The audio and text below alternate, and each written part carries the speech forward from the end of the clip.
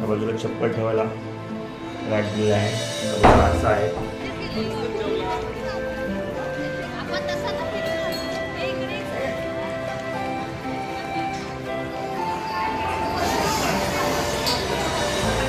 रसाळ्याच्या लाईनमध्ये बघा, जर गर्दी असेल तर बसण्यासाठी सुविधा आहे, आपण बघू शकतो.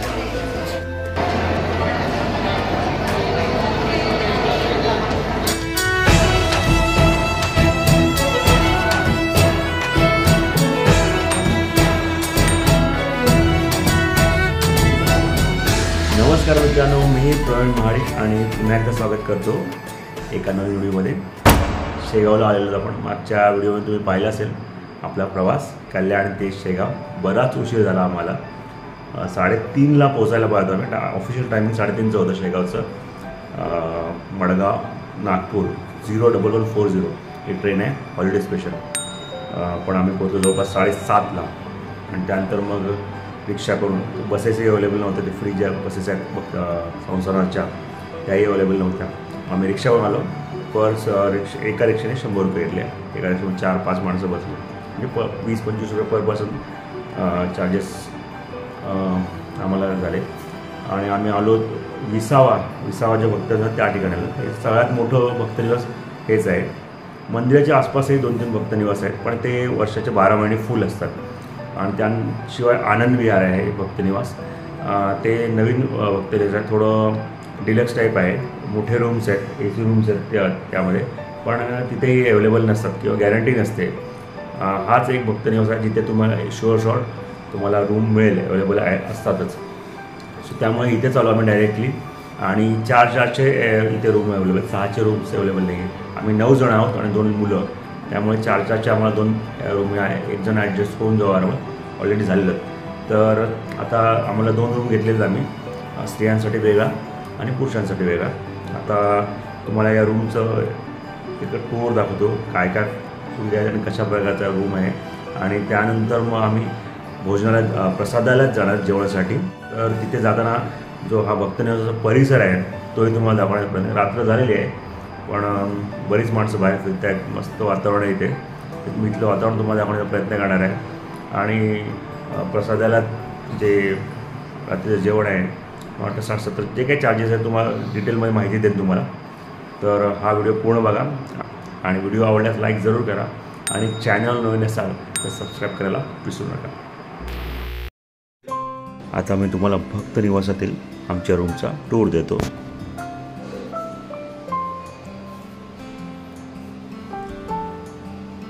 या बाजूला चप्पल ठेवायला रॅक दिलेला आहे, समोर आरसा आहे, पाहू शकता. तुमचे कपडे वगैरे टॉवेल्स वगैरे सुकवायला. या साईडला बाथरूम आहे. ही बघा, एखाद्या हॉटेल्समध्ये असते त्याप्रमाणे कीज आहे. की टाकल्यानंतर तुमची लाईट चालू होणार. इथे वॉशरूम आहे, वॉशरूम पाहू शकता.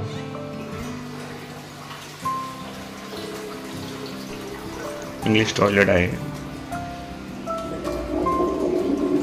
क्लीन अँड नीट इथे आंघोळीसाठी आहे. इथे बादली आणि मग वगैरे ठेवलेले आहे. क्लीन अँड नीट सगळं व्यवस्थित सुविधा देते. वॉश बेसिन आहे, ते आरसा दिलेला आहे. आपण बंद करून घेऊ.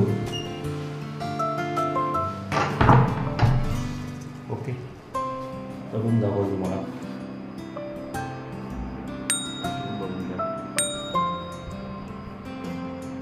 हा एक बेड आहे. हे 2 बेड आहेत जे आम्ही जवळ केलेले आहेत. आणि त्यात आम्ही इझिली 3-4 जण झोपू शकतो. त्यानंतर साईडला इथे एक रूम बेड दिलेला आहे. जे सामान ठेवायला जागा स्पेस आहे. हे सामान स्पेस आहे. तर मोबाईलचं चार्जर, मोबाईल अडकवायला दिलेले आहे. कपडे टाकायला. तो समोर कूलर दिसतो आपल्याला, कूलर रूम आहे. ऑल आउट सुद्धा दिलेला आहे. एखाद्या डिलक्स हॉटेलप्रमाणे सुविधा दिली. तर आता मी बेडवर बसून देतो आणि त्यानंतर तुम्हाला माहिती देतो. ज्यावेळी आपण इथे भक्तनिवासात येतो पहिल्यांदा, आपल्याला नोंदणी ची वेगळी बिल्डिंग आहे, रजिस्ट्रेशनसाठी वेगळी बिल्डिंग आहे. त्या ठिकाणी आपल्याला एक फॉर्म भरून द्यावा लागतो, ज्यामध्ये आपलं नाव आणि आपल्यासोबत जे व्यक्ती आहेत त्यांचं नाव, त्यांचं वय, त्यांची डिटेल माहिती द्यावी लागते. आपण कुठून आलो त्याची माहिती त्या फॉर्ममध्ये द्यावी लागते. तो फॉर्मचा फोटो काढला आहे, तो तुम्हाला मी दाखवेन. आणि तो फॉर्म भरून दिल्यानंतर मग ज्यावेळी जिथे आपल्याला जो क्लर्क असतो त्यांच्याकडे आपण ज्यावेळी पैसे भरायला जातो त्यानंतर ज्यांच्या नावाने आपण फॉर्म भरलेला आहे मेन व्यक्ती, त्यांचा आधार कार्ड द्यावा लागतो. तर तो स्कॅन करतात आणि त्यानंतर आपल्याला मग आपल्या रिक्वायरमेंटप्रमाणे ते रूम्स आपल्याला अवेलेबल असतात त्याप्रमाणे देतात. आम्ही 2 रूम घेतले, 4 पर्सन ईचसाठी, जे 2 रूम आहेत आणि आम्ही 9 जण आहोत. सो 850चा रूम आहे हा, डिलक्स रूम आहे, कूलर रूम म्हणतात ते. AC रूम्स अवेलेबल आहेत आणि गरजही नाही आहे, कारण की आताही वातावरण खूप थंड आहे, ACची गरजच नाही आहे. तो हा बघा ही रिसिप्ट आहे. रूम आपण बुक केल्यानंतर ही रिसिप्ट भेटते. 850 रुपये चार्जेस तुम्हाला दिसत असतील आणि चावी देतात. जे काय लिगली सगळं जे काय आपलं आधार कार्ड नंबर वगैरे आहे, नाव, डिटेल, टायमिंग दिलेलं आहे की ते 7:47ला आम्ही रूम बुक केली. मग उद्या 7:47लाच आम्हाला रूम हा खाली करावा लागेल. टाकली आली बघ. लेडीज रूममध्ये इकडे का आली तू? हां, मस्ती करायला आली इकडे. असे 2 रूम आम्ही बुक केले, पाहू शकतो. 2 रिसिप्ट आहेत या. 850चे 2 रूम्स आहेत आणि खूप अगदी हॉटेल्स, डिलक्स हॉटेलप्रमाणे रूम्स आहेत इकडे. खूप चांगल्या सुविधा आहेत आणि खूप मला वाटतं चालत 5 मिनिटावरच आहे. म्हणजे खूप हा मोठा भक्तनिवास आहे. तुम्ही जर इतर भक्तनिवासात जाल, ते लहान आहेत, ते रूम मिळेल न मिळेल शाश्वती नसते. त्यामुळे तुम्ही आलात तर भक्तनिवास, जो 20वा भक्तनिवास आहे, याच ठिकाणी या. इझिली तुम्हाला रूम अवेलेबल असतात फॅमिलीसाठीही. आणि जर तुम्ही सिंगल येणार असाल किंवा सिंगलसाठी तुम्हाला रूम मिळत नाहीत, त्यामुळे डॉर्मेटरी घ्यावे लागतात. तर खूप जास्त जण असाल तुम्ही तर तुम्हाला हॉल मिळेल. 15-20 जणांचे हॉल मिळतात. 70 रुपये पर पर्सन चार्जेस आहेत त्यांचे. आणि आता आम्ही चाललो जेवायला. तर तिथे प्रसादालयाचं तुम्हाला राऊंड ऑफ देईन, कशा प्रकारे प्रसादालय आणि काय काय किती चार्जेस आहेत आणि आसपासचा जो भक्तनिवासाचा परिसर आहे तोही मी तुम्हाला दाखवतो. त्यामुळे आता चाललो आम्ही जेवायला. बघू आता तिथे काय व्यवस्था आहे आणि काय काय जेवणामध्ये आहे, प्रसादामध्ये आहे. सगळं आम्ही फ्रेश वगैरे झालेलो आहेत, त्यानंतरच चाललो आहेत. आम्ही 8 वाजता आलो आहे, आता 8:30 झालेत. सो अर्धा तास सगळ्यांनी फ्रेश व्हायला घेतलेला आहे आणि आता आम्ही निघतो आहे जेवणासाठी. हा आमचा भक्तनिवास आणि हा आमच्या समोरचा भक्तनिवास, भक्तनिवास क्रमांक 4.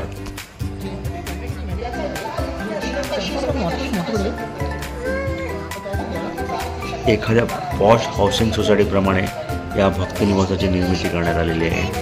काय करतो रे, तू काय करतो तू इथे? पळतोय.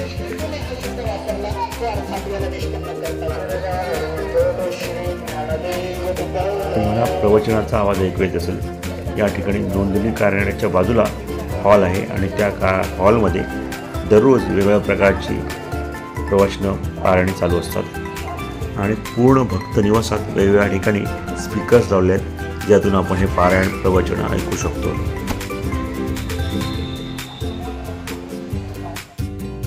हा प्रसादालयाकडे जाण्याचा रस्ता आहे आणि समोर जे दिसते ते आहे प्रसादालय.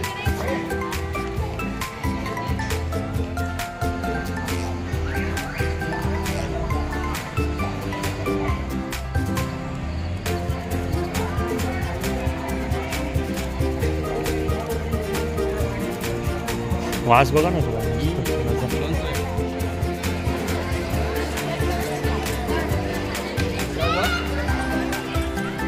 प्रसादालयातल्या जेवणाच्या आणि नाश्त्याच्या वेळा बघून घ्या.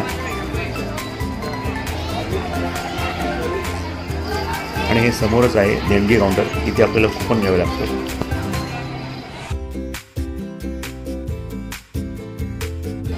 तर 60 रुपये थाळी आहे पर पर्सन आणि असे टोकन दिलेले आपल्याला. असे टोकन्स आहेत आणि हे एक पावती मिळते. रांग वाढण्याच्या आधी आपणही जेवणाच्या रांगेत लागूया.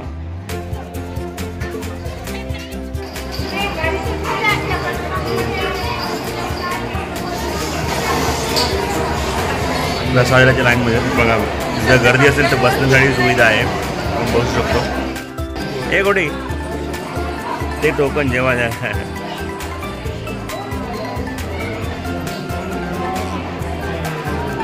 चला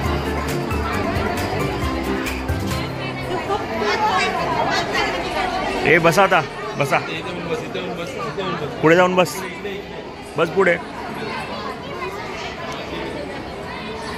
चला चला आता वेट करायचं आपल्याला. लाईनमध्ये आहोत आपण.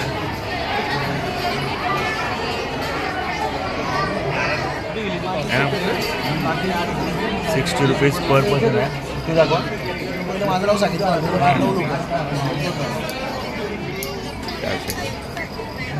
आणि ते टोकन दाखवा. हे बघा, हे टोकन दिले. एका पावतीचं 1 टोकन, 2 टोकन.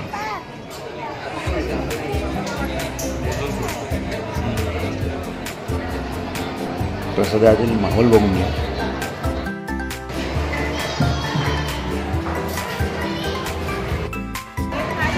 थाळीमध्ये बघा 2 भाज्या आहेत, भात आहे, डाळ आहे, चपाती आहे, लोणचं आहे आणि हा गोड बटाटा शिरा.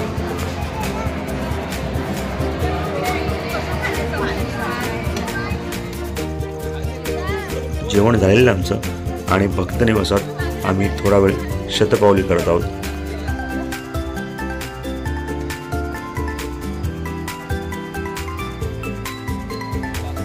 इथे जवळच बस स्टॉप आहे, म्हणजे इथूनच फ्रीची जी बसेस आहेत संस्थानाच्या त्या इथूनच सुटतात. सुंदर असं लॉन आहे इथे आणि या लॉनवर आपण चप्पल बाहेर काढून बसूही शकतो. अथांग आणि जिजा दोघंही या लॉनवर खेळण्याचा आनंद लुटत आहेत आणि इथला जो माहोल आहे तो आम्ही ग्रास्प करण्याचा प्रयत्न करतो.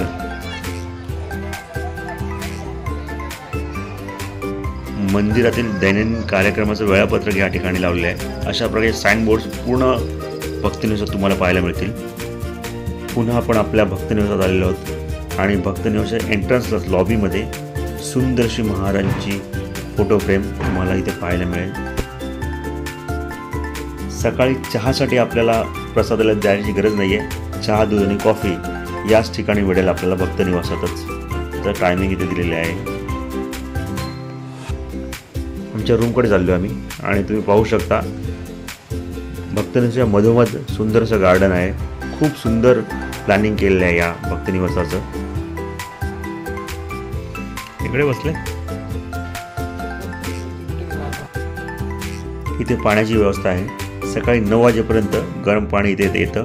इथे बादली भरून आपल्या रूमवर न्यावं लागतं आणि बाजूला हे आरो वॉटर पिण्यासाठी. इथले फ्लोअर साफ करण्यासाठी ही ऑटोमॅटिक मशीन्स आहे इथे. तर मित्रांनो, आता आपण प्रसादातून जेवण करून आलेलो आहोत. ₹60 पर प्लेट. अनलिमिटेड थाळी असते. 2 भाज्या, चपाती 2, भात, डाळ, लोणचं आणि गोड पदार्थ. त्यातील गोड पदार्थ व्यतिरिक्त बाकी इतर वस्तू आपण पुन्हा पुन्हा घेऊ शकतो किती वेळा येईल. आणि खूप चविष्ट जेवण होतं. खूप म्हणजे खूपच. हा दादा, अप्रतिम जेवण, उत्तम जेवण. जेवण असं सुस्त पडल्यावर वाटतं. एक असतं की पोट भरणं आणि एक असं मन भरणं. हां, पोटही भरलं आणि मनही भरलं आपलं, है ना. चवही व्यवस्थित खूप छान होती आणि मस्त जेवण होतं. सुंदर जेवण होतं. लाजवाब.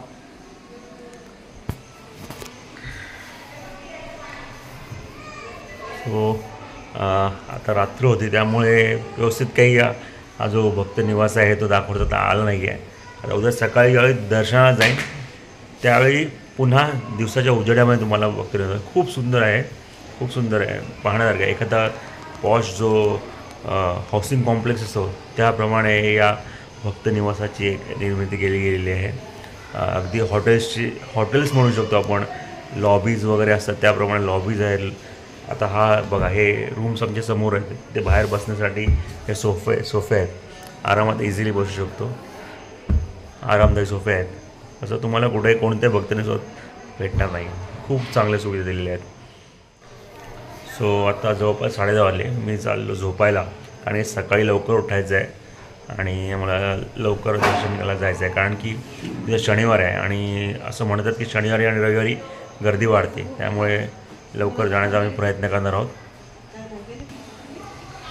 सो हा व्हिडिओ इथंच संपवतो. हा व्हिडिओ कसा वाटला नक्की सांगा आणि व्हिडिओ आवडल्यास लाईक जरूर करा आणि चॅनल नवीन असेल तर सबस्क्राईब करायला विसरू नका. तर उद्याच्या व्हिडिओमध्ये आपण गजानन महाराज यांच्या समाधी मंदिराचं दर्शन घेणार आहोत.